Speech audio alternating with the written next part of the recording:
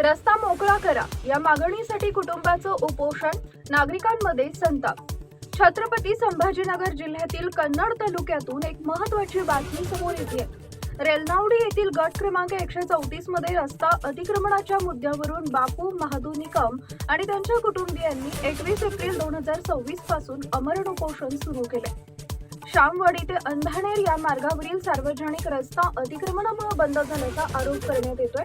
हा रस्ता शासनाच्या नकाशात नोंद असूनही प्रत्यक्षात नागरिकांना वापरता येत नसल्यामुळे स्थानिकांमध्ये नाराजी वाढली आहे।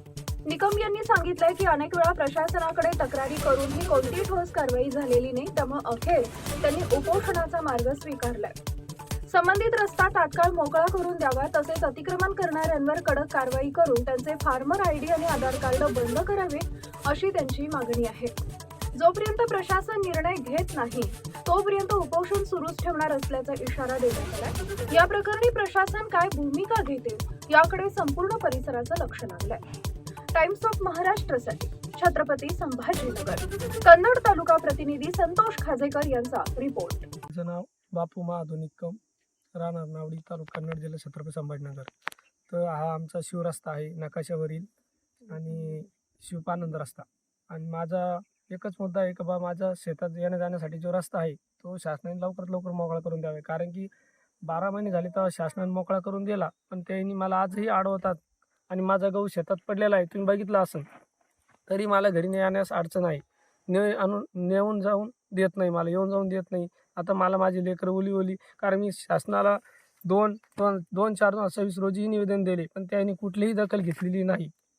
आणि परत उपोषणाचा इशारा द्यावा लागला मला, कारण की मी 10/4/2026 रोजी हे दिलं, पण अजूनही झाले आज 12 रोज झाले तरी त्यांनी आज कोणतीही दखल घेतली नाही। तर शेतकरी काय करणार हा प्रश्न मला पडलेला आहे। बावनकुळे साहेब म्हणतात का रस्ते मोकळे, रस्ते खुले करा, पण खालचे जे अधिकारी आहेत, तहसीलदार साहेब झाले, मंडळ अधिकारी साहेब झाले, हे कुठल्याही प्रकारचे इकडे लक्ष देत नाही शेतकऱ्यावर।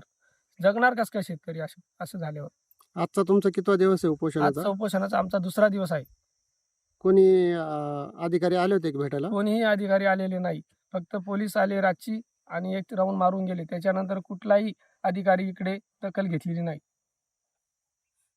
बावनकुळे साहेबांनी जो GR काढलेला आहे, आधार कार्ड, रस्ता अडवल्यास आधार कार्ड, फार्मर आयडी ब्लॉक करणार, पण हे नुसते बोलतात का नुसतं अंमलबजावणी करतात हा एक प्रश्न पडलेला आहे। कारण की नुसते बोलतात पण अंमलबजावणी झालेली नाही।